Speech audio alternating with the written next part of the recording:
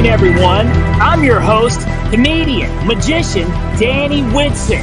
But it's all tricks aside, because tonight we're turning the paranormal into the normal. Join me as we explore the gray areas of reality. We're going to talk all things paranormal, UFOs, ghosts, cryptids, and aliens, and see how it's all connected.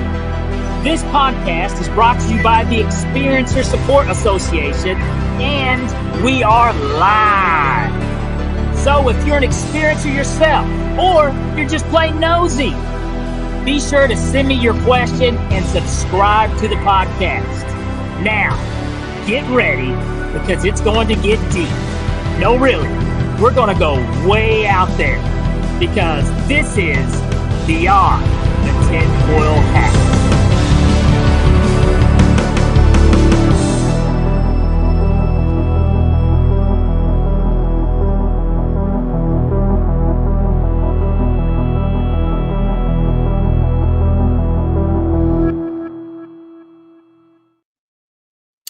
What's happening, my paranormal junkies? I'm your host, Danny Whitson, and welcome to Beyond the Tinfoil Hat. Guys, we are streaming live from the E-United Public Radio Network and the UFO Paranormal Radio Network on 105.3 FM on the Gulf Coast and 107.7 in New Orleans. Guys, we got a fantastic show lined up for you this evening. But first, I want to make a quick little cool announcement, something that I just picked up on, man.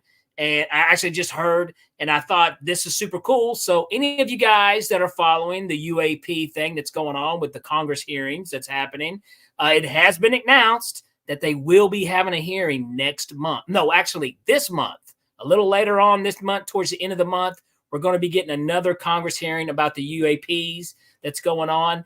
Now, I don't know how much we're going to get out of it, but I do hear that we're going to have 2 hearings before the end of the year. So, but this is the first one. So maybe we'll get a little closer to finding out the truth. I don't know, but just tune in. And the more I find out about this, the more I will let you know. Now, I'm ready for today's guest, okay? And this is somebody who I've wanted to talk to, because this is a very interesting point of view, you know, especially when it comes to dealing with the paranormal, okay? Because this is somebody who has seen a lot, folks, and is surrounded by it all the time. This evening's guest, she is a RN, a nurse, yes. But not just that, she's also an author. She's got a book out where she's talking about some of her ghostly experiences while being a nurse and working in the hospital. So I tell you what, guys, get your questions ready, because this is going to be a great episode, and we're going to hear some fantastic stories. Let's welcome Jennifer Johnson.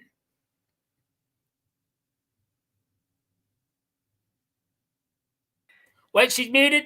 There it is. Hi, there you go. How's it going? Awesome. Well, I tell you what, Jennifer, like I said, I was very brief in my intro description, but if you don't care, do you care to let the viewers and the listeners just know a little bit more about you? Absolutely. First and foremost, that intro to the coming into the show is on point. I absolutely love it. It's fantastic. Awesome. So I'm Jen. I'm an ER nurse of 16 years. Worked in kind of hospitals, big, small, all over Northern and Southern Ontario. It's taken 16 years to kind of really come to terms with what goes on in the ER, and that the fact that there's probably a little bit more that's going on than just your typical, you know, what you see is what you get. There's always a little bit more. And if anybody knows a nurse, they know that they've got at least one ghost story. And working in the ER, it seems to be that I've got a little bit more than the average. But yeah, I've written a book, Nursing Intuition, which has absolutely some stories, some ghost stories and some fun. And otherwise, it's just me trying to bring in a little bit of the woo into the East or the Western medical world, and trying to get it. Let's come over here a little bit. Let's lean away from the 3 a.m. conversation, and let's kind of bring it out into the open. So that's my standpoint, but I'm interested to see where it goes and where it takes me. Now, before we get into any, first of all, an ER nurse, that you're built different, okay? You have no idea. I mean, you know, like I will.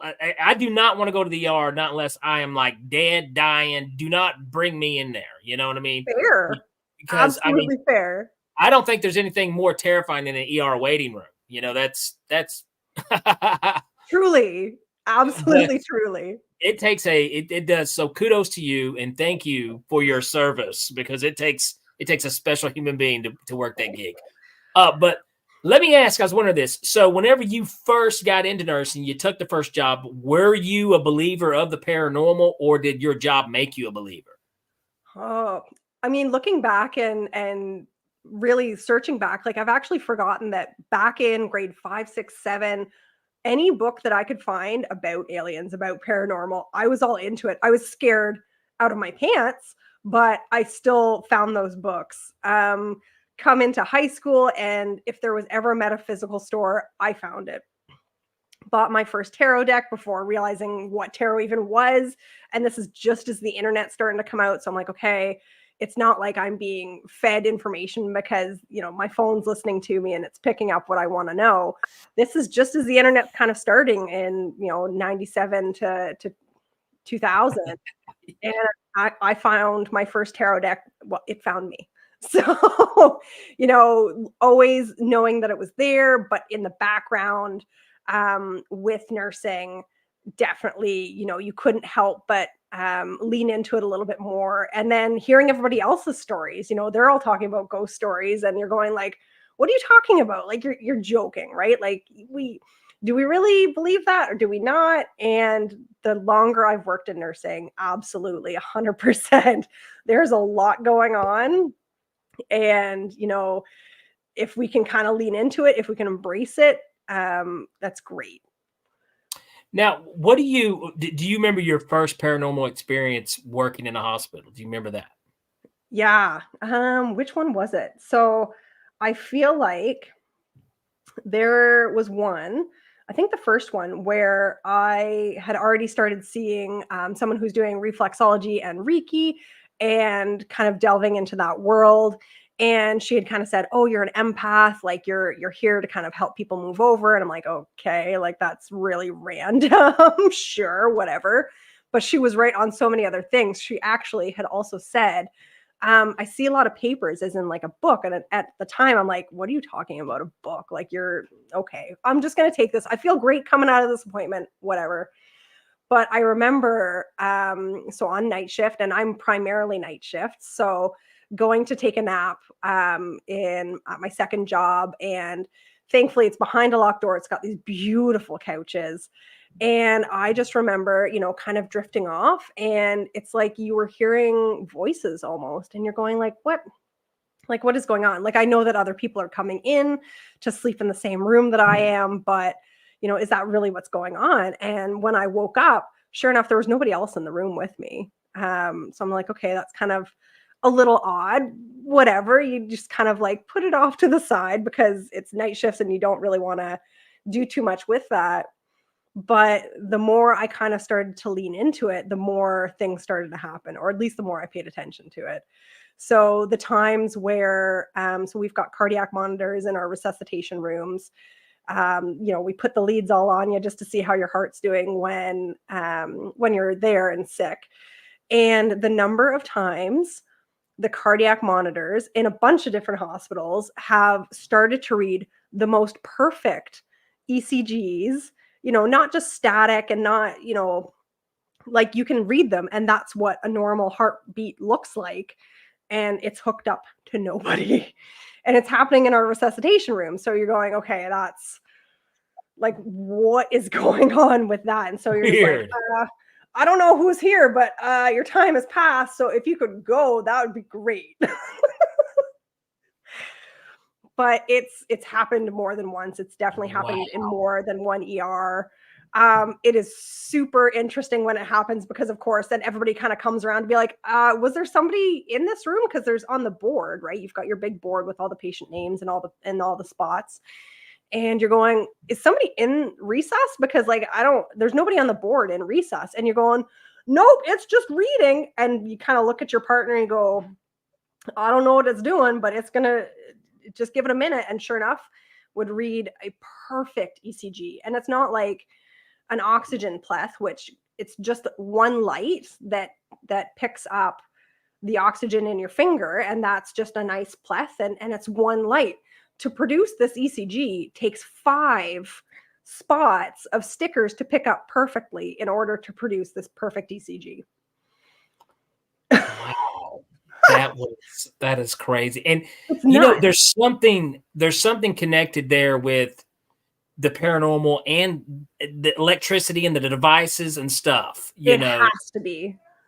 So, well, I'll never forget. I had something, a crazy experience happened. Me and my wife, actually, I think we married our first year, you know, and we had the apartment we were in, and we had a VCR that started. We were watching, you know, that's how old we are. It was VCRs, folks. Listen, I had a VCR too. Don't worry about it. But the crazy thing is that the movie that was in the VCR started playing on the television. Now, here's the crazy part. Are you ready? The VCR wasn't plugged in, folks. Stop. No.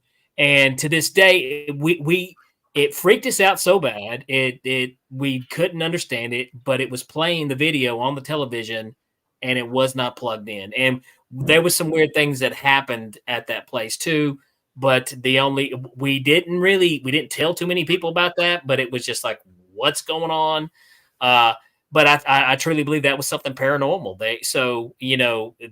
They have ways of doing stuff like that. And where you're at, though, you're surrounded, unfortunately, especially in the emergency room, I'm pretty sure you're surrounded by death a lot, correct? Yeah. It's not every shift if you're lucky.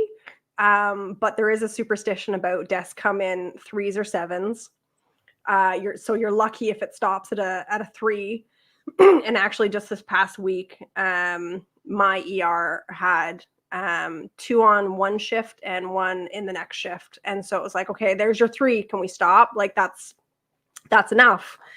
And the shift prior to that had been probably one of the most beautiful shifts I'd seen in a very long time.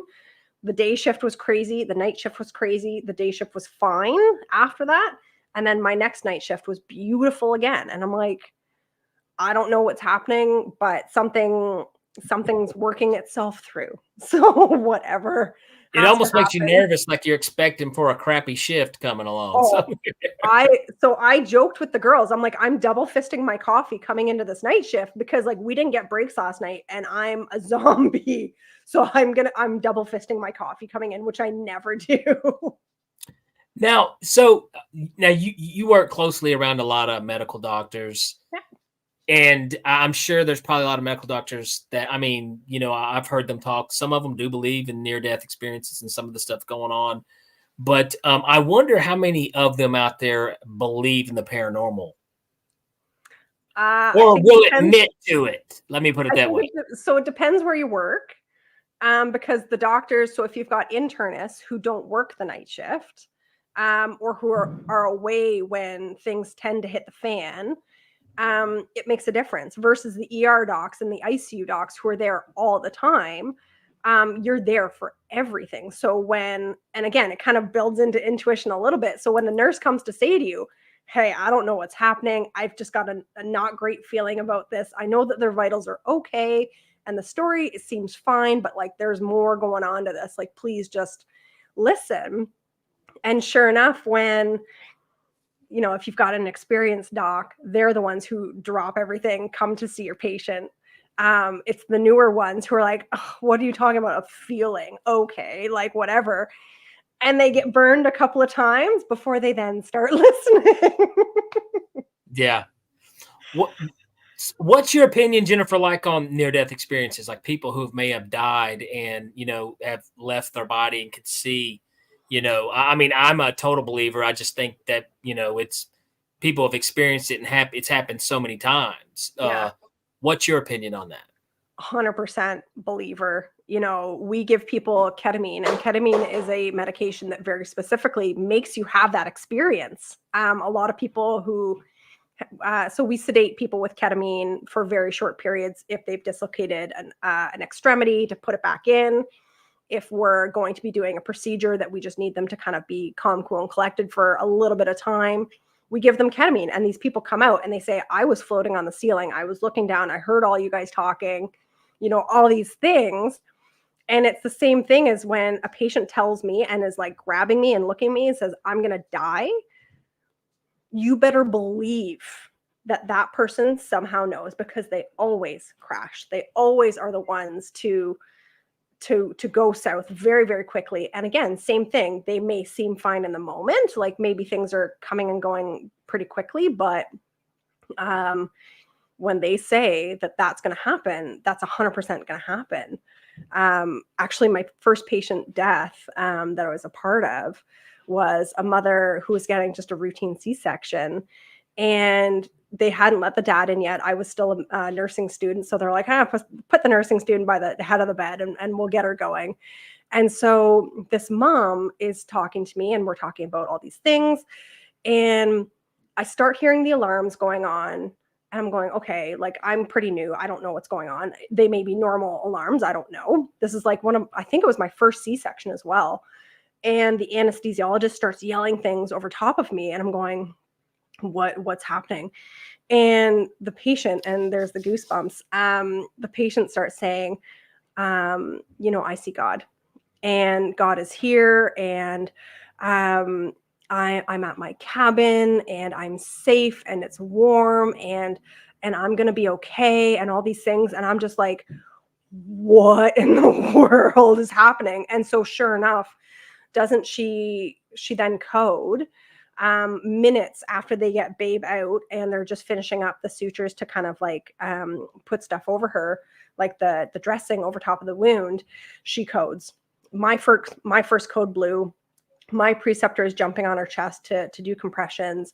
I'm the one who's like, what's the phone number to call the code blue overhead? And so we get her back, but she's intubated. So she can't say anything because she's now been sedated and intubated. So a tube going down her throat, and we transfer her out to another hospital. And, I just remember telling her, it's going to be fine. It's all fine. It's just another day. It's a routine scheduled C-section. Like nothing should happen. And we get word back later in the afternoon that she's died. And it wrecked me. Absolutely wrecked me. I'm going, but I told her it would be okay. I told her it would be okay. And, and being a student, so not really knowing, like I was a fourth year student, like I was just about done, but had no concept, no real exposure to death, no real exposure to any, unforeseen complications, let alone an exceedingly rare complication that turned out to be an amniotic fluid embolism that caused all this. But yeah, like I can't look back at that experience and not think like, how was she talking to me about seeing God? And, she was quite religious, seeing God, going into that cabin, and like, she was so calm about it. And I'm going, sorry, again, the shivers. I can only imagine. And hopefully, as horrible as it is that someone, would pass away, especially in that situation, there's a little comfort knowing that, she did pass over to somewhere where she was happy, where she was going. Yeah, she seemed comfortable. She didn't seem like she was anxious or stressing out or worried even. And so luckily enough, she had heard baby cry, and so she'd kind of called out baby's name when right before this had all happened. And so 2:00 rolls around, we hear the news that she's died.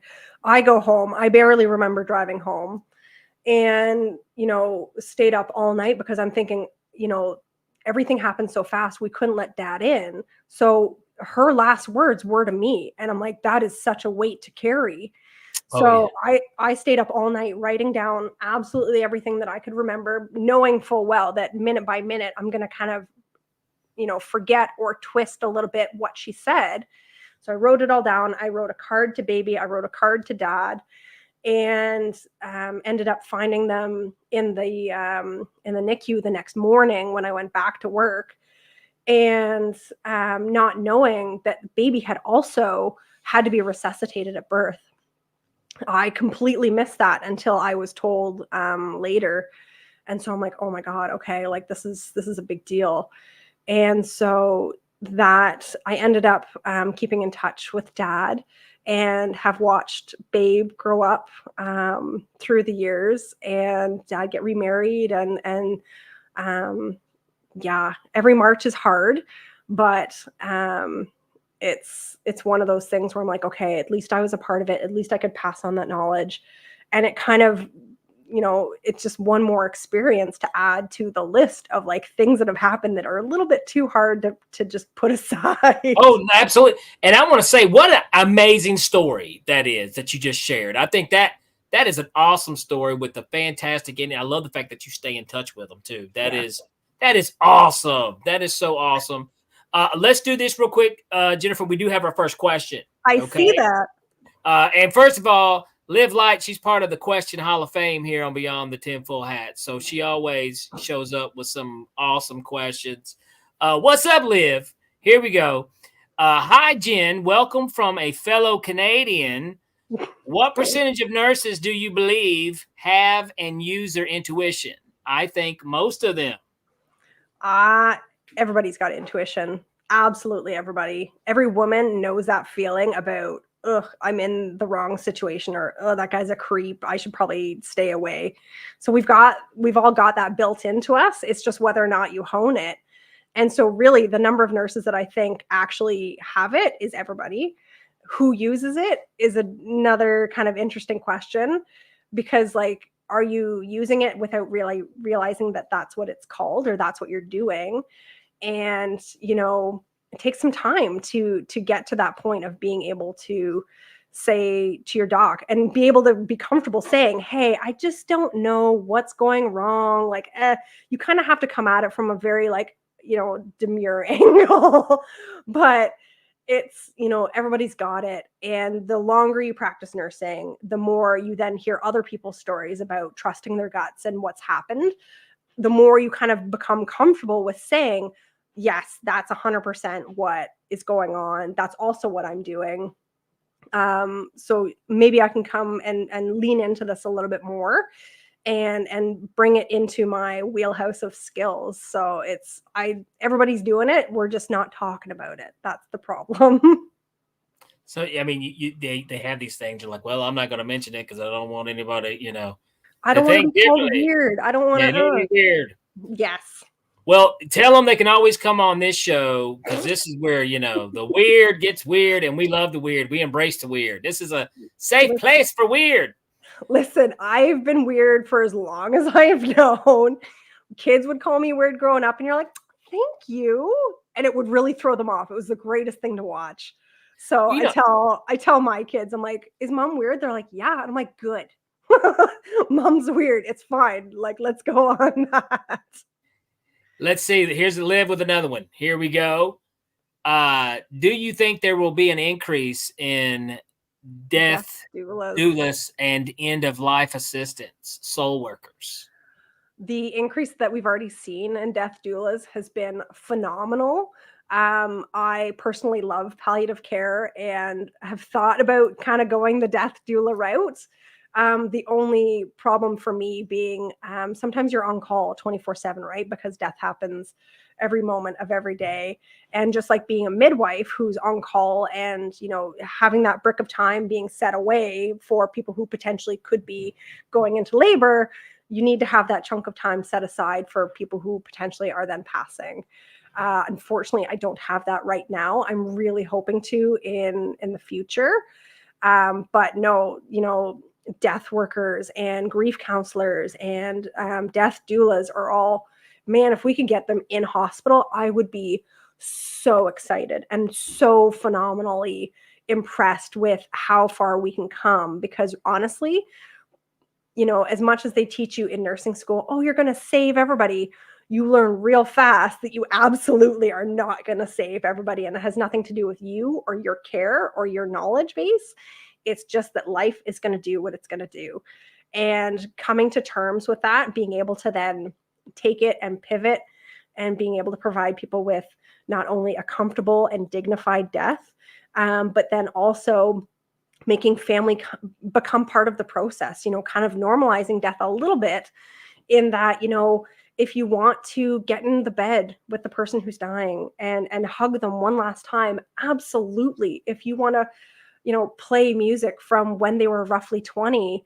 I did this for my grandmother when she was really, really ill and really wasn't verbal and not awake very long periods. And it was obvious she was kind of coming closer to the end. And I put on Frank Sinatra because my grandmother's, when she was roughly 20, 25, that was the era of music. And so I put on My Way, and she starts tapping her toes. And my mother looks at me and goes, I would have never thought to do that in a million years.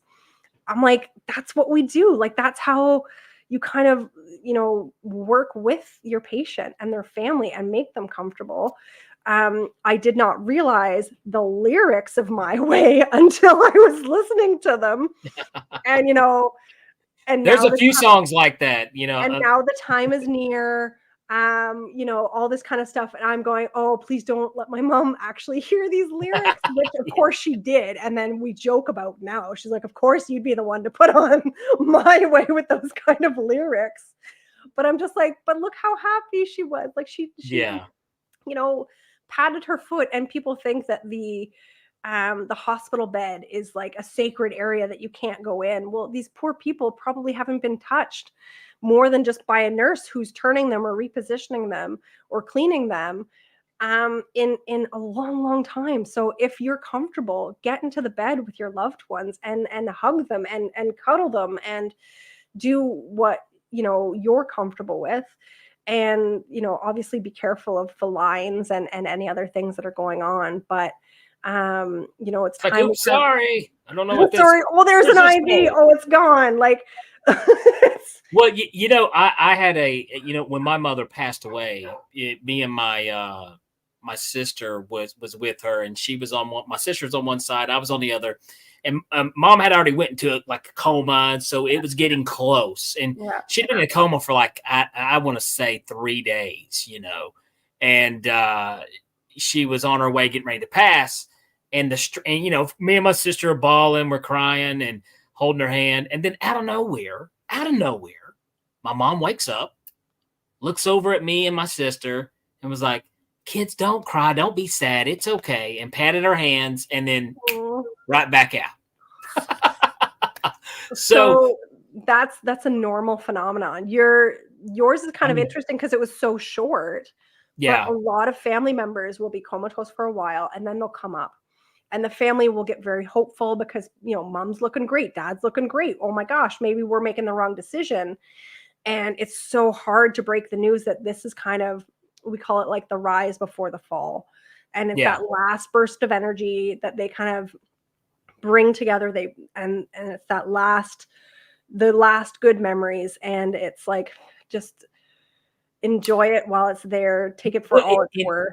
And that's how we took it, because like I said, we thought we weren't going to hear her voice again. This was it. And she popped up just enough time to smile. A smile popped on her face when she looked at us and told us that.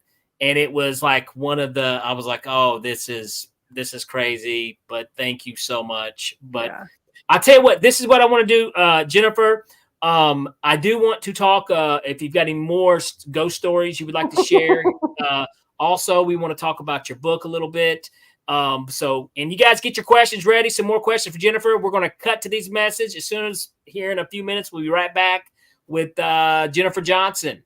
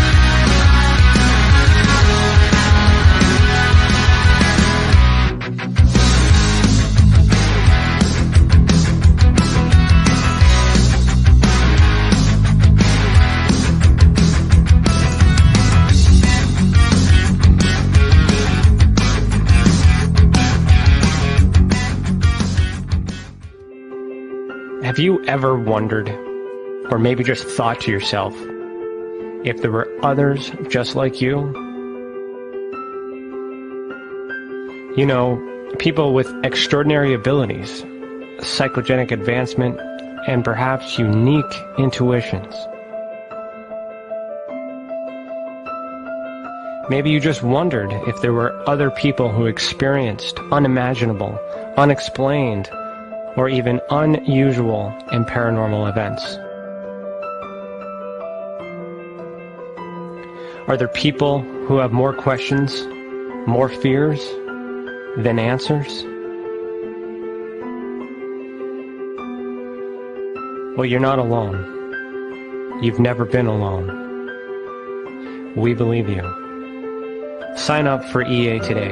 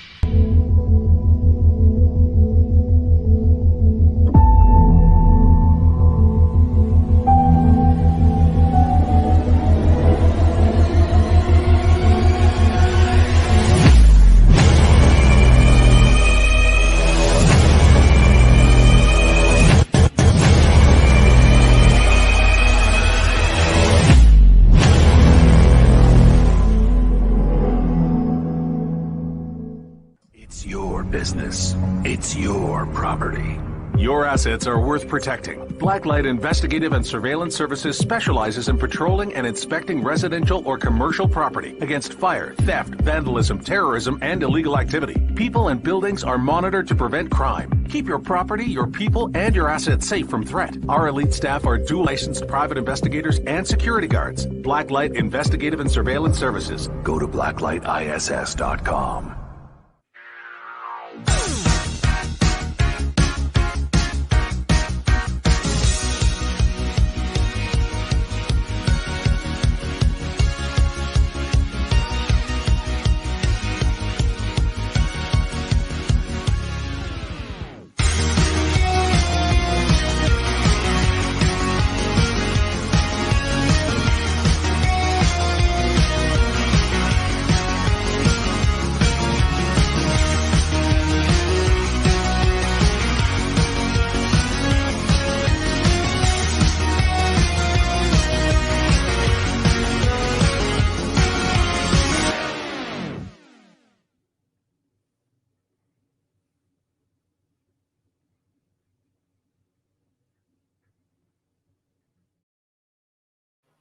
All right. Welcome back, guys. If you are just now tuning in, we are here with nurse and author Jennifer Johnson.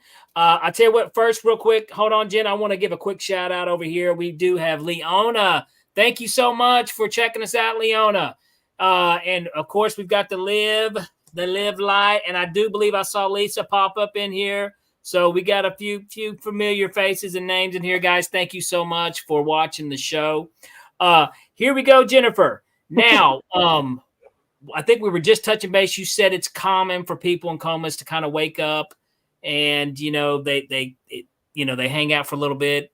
Families think, hey, everything's okay, but it doesn't turn out that way, correct? Yeah, that's kind of the usual last kind of rise before the fall. And here's the thing is, both my parents have passed, and of course I miss them so much. But, I mean, as crazy as this sounds, or weird, whatever you want to call it, I stay in touch with my folks. And, because I have learned over the years to keep my eyes and ears open, and they talk to me all the time, so so they're still there. They're still there. But also, I just had this conversation today, which I find so funny.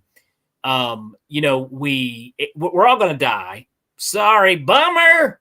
Newsflash. Spoiler You know, alert. I don't. Now here's the thing. I don't want to die anytime soon, folks. Okay, so I'm putting that out there. I want to live to be an old, crusty, just miserable old man. You know, I want to be that guy. I want to Guess eat who's some going to be the one crack. taking care of you? Exactly. I want somebody, you know, I want to live. I want somebody wiping my butt. That's how old I want to be. I just want to, I'm giving it back to the world. But anyways, at the same time, I've accepted that one day I am going to croak, and we fear it like we have all the answers. You know, there's times like people are, you know, we're like, oh, I don't want to die. You know, no, well, man, it may be like super cool wherever you're going, bro. You know, a Right? lot better than this place. So, but here's the thing, you know, like I said, you're around it so much, and I know to a certain extent, you have to, just like with your first story, that's almost a very emotional hook, you know, Yeah. your first experience, but you also have to be, isn't there like a shield you have to put up sometimes? 100%. That would be the the jewelry that I normally wear. Love me some crystals.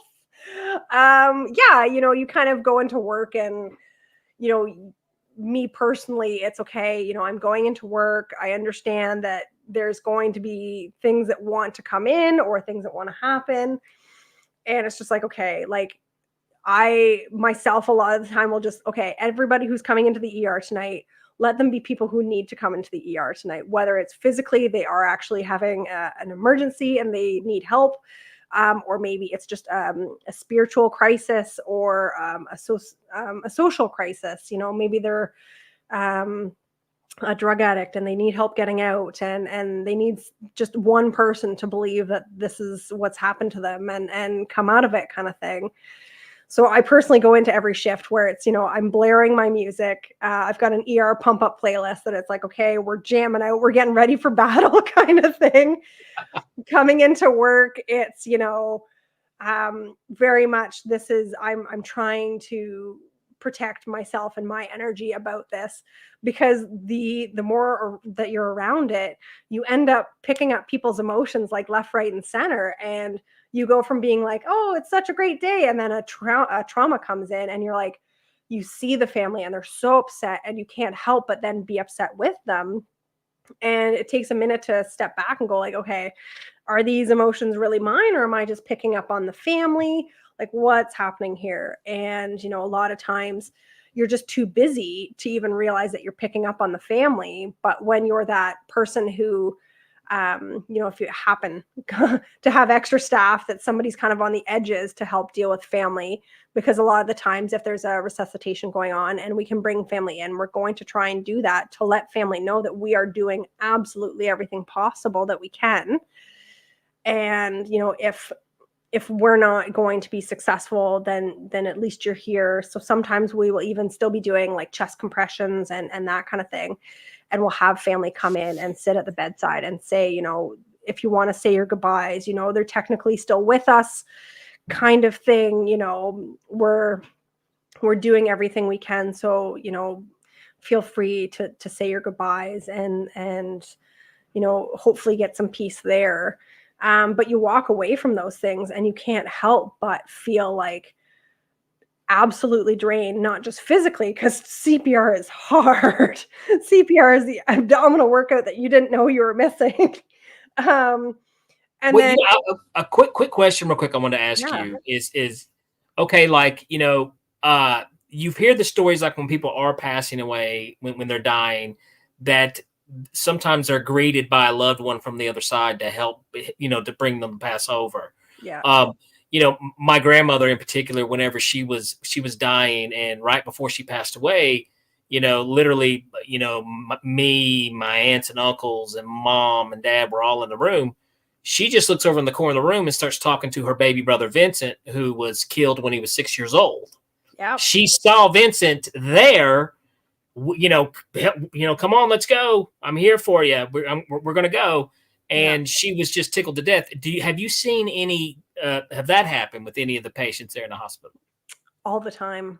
All the time when people are, So when you decide whether or not you want an active resuscitation, so full on chest compressions, endotracheal tube, the whole bit, there's a lot going on. It's very chaotic versus, if you've chosen that you don't want any, so we call it Do not resuscitate. So you don't want any interventions.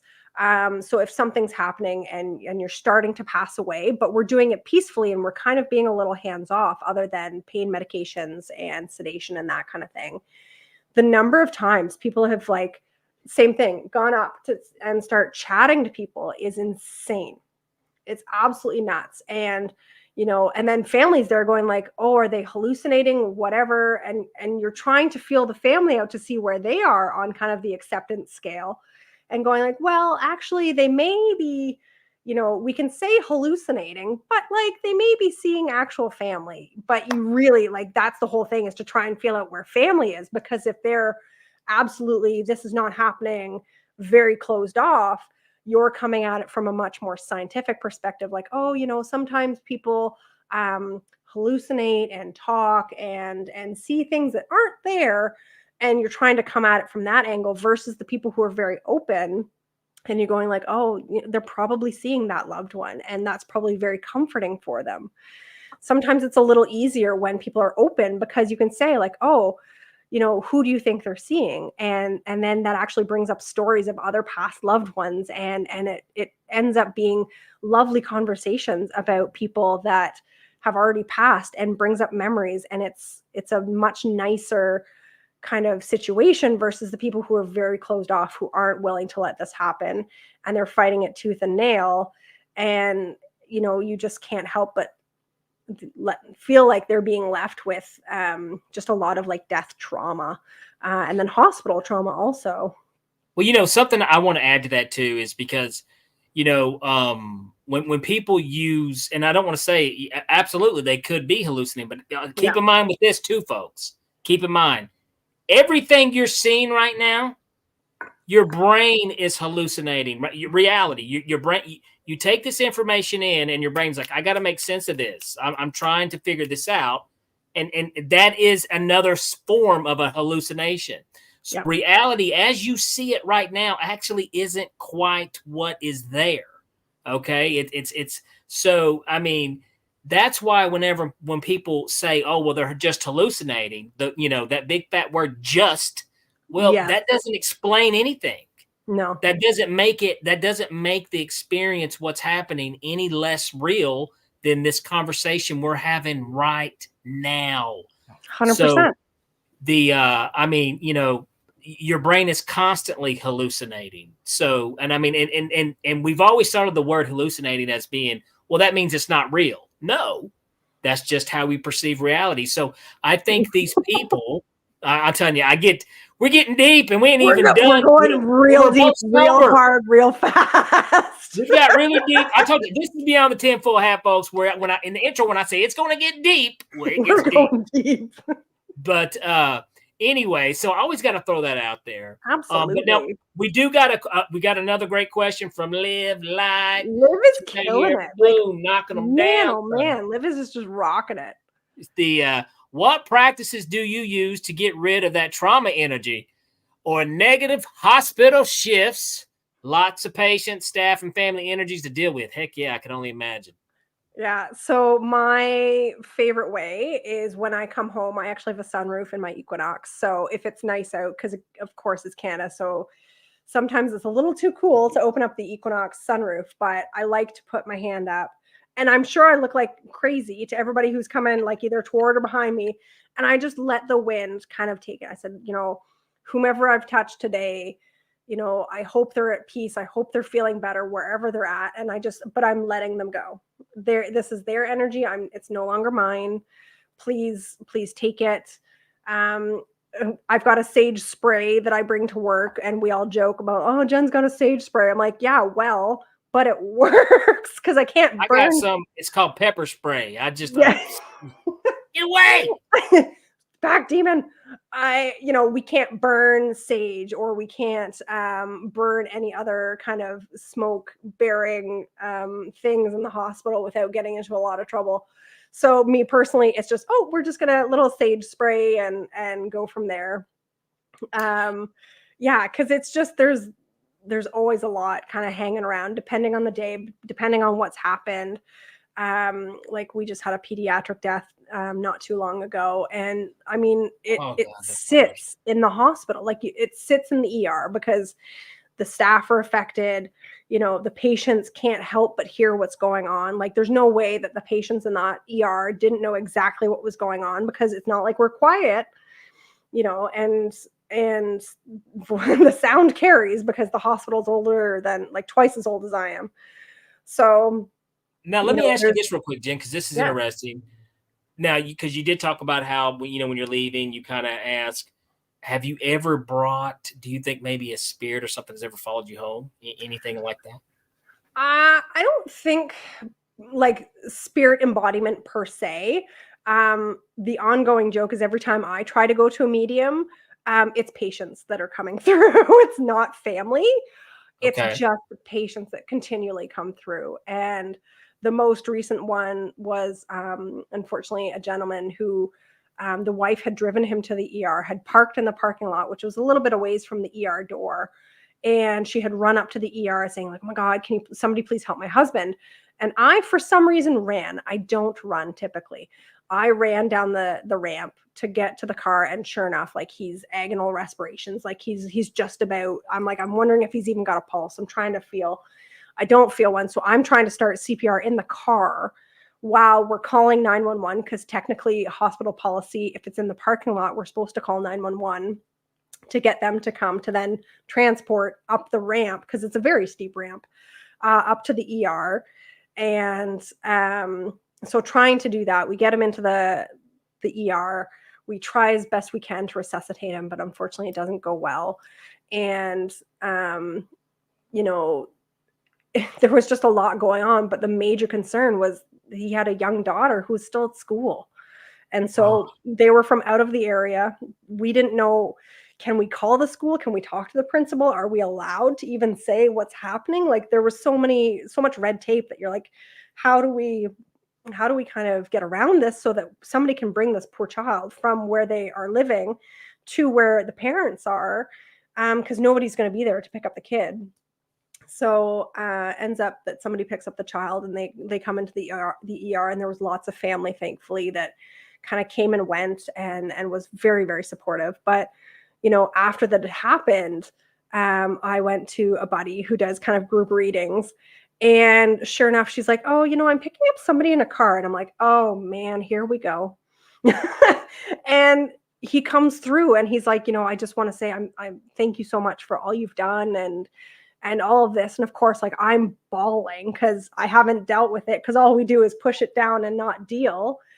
And so I'm just like, this is the funniest thing, that like, it's, I think my one grandmother has come through one time in maybe 10 years, but other than that, it's predominantly been patients. And my friends who I've kind of talked to, they say, well, because that's the message you need. Like, that your grandparents are fine. They lived a long life. They did what they needed to do. They passed comfortably. Whereas your patients need you to know that you were integral in their care, and that you needed to do what you needed to do. And so they need you to hear this so that you can kind of continue on, because it is quite taxing when you have something so traumatic, especially somebody younger, let alone pediatric, that you're trying to deal with. That is, and you're 100%, and I agree. You're getting those things because that's what you need. Yeah. So I think that was awesome. We've got a quick little another. I don't even know if it's a question, but it looks like it's a compliment from Liv. She says your nurse's intuition cards on Etsy, by the way, are beautiful and inspiring. Will you be doing another run, almost sold out, with maybe a theme like giving women intuition cards? Congrats on the lovely merch. Liv, you are a saint, and I can't tell you how much I appreciate you. She is like like on top of exactly what's going on. The cards are almost sold out. I could do a women's intuition one. I mean, You really, should. I should. There you go. Maybe that was the whole reason of me coming on, was just to get a little bit of inspiration. There But you go. yeah, the cards are kind of a very funny, quirky way of me, again, trying to wean in, the Western world to intuition and the woo just a little bit, without Well, I full always feel on. like the universe, you get that into it. Like one time I found $100 and I was pretty sure the universe was like, give that dude's wallet back. Give that dude's wallet back. But, who knows? But, well, speaking of merch, I believe somebody's got a book. Let's hear a little bit about this book.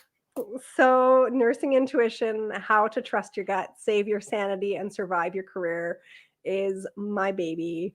It was born of a trauma journal. So during COVID, I ended up breaking so hard and hitting such rock bottom, that I ended up thinking that I needed to write the stories to try and explain, had I not survived COVID, to my children, why I continue to go back and why I continue to choose to go to work. And so, with the really, really good stories of me helping, then of course came the really awful stories of the patients that I'd lost. And when looking at it and writing it, the main theme was just intuition, intuition, intuition. And Llewellyn in the States, who's a book publisher, during COVID was doing online book kind of talk with the authors kind of thing. And one of the ones that I fell upon was Intuition at Work. And the thought just hit me that, well, intuition at work, I use intuition at work every day. And it was just that lightning bolt where it was like, okay, let's try and see if we can bring this to the masses. Let's see if there's peer-reviewed supported evidence, because I can't come forward without that. And sure enough, isn't there not more than 20 years experience evidence on nursing, but nursing in intuition, or intuition in nursing specifically. So if it's peer-reviewed evidence-based science, it's time we talk about it. It's time we bring it out of the 3 a.m. conversation, and start letting people know that this is something that you can hone, that you can work with, and go from there. So it's my baby. It's, if I ever need another psychologist, I just give them the book to be like, this is volume 1 of my trauma. Here you go. And but there's things, so there's my stories in there mixed with all the knowledge, how to survive night shifts, journaling prompts about intuition and how you're growing and that kind of thing. So that spawned then a bunch of journals supporting nurses and the nursing intuition deck, and a bunch of other things that I'm We got any spooky stories? Any spooky stories in there? Oh, always. You can't not have spooky stories. Well, I tell you what, Jennifer, where can they find this book? Where can they pick it up? So book is on pre-order for the ebook on Amazon right now. It's due for release October 29th. I'm on Etsy, I'm on Instagram and TikTok at ernurse.jen. I'm the intuitive nurse on Etsy. And if you search Amazon Jennifer A. Johnson RN, you can find all of my journals and my books and all of the things. So that's where I'm at. Super cool. Now, what was that TikTok handle again? At ernurse.jen with 2 N's. Okay, and cool. It's pretty much just goofy things. It's CapCut and me putting it in a hospital situation, so it's kind of goofy. Hey, I love Goofy. In case you hadn't tell, hey, Goofy's right up my. Well, I tell you what, this has been a very interesting episode, a very fun episode. Some really interesting stories. I tell you what, Jennifer, I got to get you back on here to hear some more, because I'm sure you've got plenty more to tell. But I tell you what, Jennifer, thank you so much for coming on Beyond the Tinfoil Hat. This has been great. Thank you so much. It's been a blast. All right, fam. Hey, you guys were awesome with your questions tonight. I want to say, well, Liv light. Of course, Liv knocked them out of the park, but thank you guys for hanging out and watching the show. If you guys have not done so, like always, be sure to like and subscribe and tell your friends about the show. If you got any friends that are interested in UFOs, ghosts, even cryptids, Bigfoots, if that's your thing, let them know. Tell them to come over and check out the show, okay? Streaming live at 7 p.m. Eastern every Tuesday. I love to see new faces pop up in the comments as much as I love to see the familiar faces that tune in every Tuesday evening. Thank you guys so much. You are awesome. If you guys have not done so, also head over to Patreon. Show us a little bit of love there. Make a little $4 donation. And you get access to some really cool investigative articles by Ryan Stacy over at the experiencersupport.org. Be sure to check out Ryan's podcast. That's on Mondays, and I believe that's still at 5 o'clock. Ryan really breaks down some things. He does some investigations on some things, and it's, he really makes you look at it from a different perspective. So I highly recommend checking out his podcast on Mondays. Also, if you haven't done so, show your boy some love. Yeah, it's me. If you're on Instagram, okay, head over to Super Magic Boy on Instagram and give me a follow. I do post regularly where I'm going to be at, entertaining, doing my comedy magic show. Yes, it's a fun show. You guys should definitely check it out if I'm ever in your town. If you're on Facebook, give me a follow at Danny Whitson Magic and Comedy on Facebook. I make a lot of announcements there, so definitely give me a follow there. Also, I want to bring back, like I said, mentioned at the beginning of the show, we've got the Congress hearings have been announced. It's going to go down. It's going to happen. We're going to have people testify in front of Congress again, maybe some whistleblowers. I don't know, but I do know it's happening. So as long as that's out there and it's being talked about, we're getting one step closer to finding out the truth about what's flying around and buzzing around the skies, guys.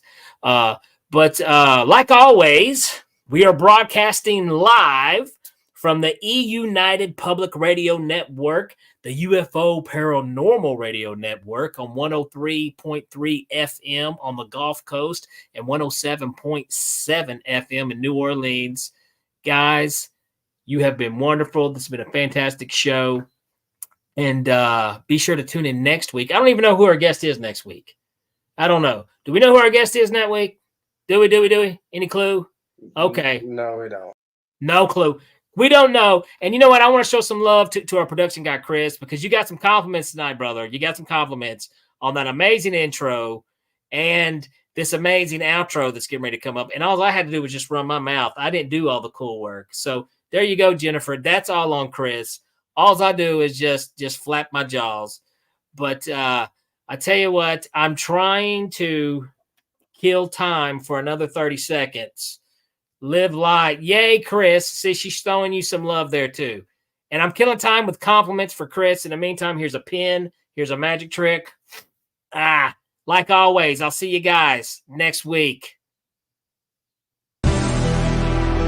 All right, that does it for this episode of Beyond the Tinfoil Hat. A big shout out for tonight's awesome guest, and a bigger shout out for everyone who tuned in. And if you haven't done so yet, be sure to subscribe to us on YouTube or wherever it is you listen to your podcasts. And like always, be sure to stay curious, heed the world, and keep the paranormal normal. I'm your host, Danny Whitson, and this has been Beyond the Tinfoil Hat.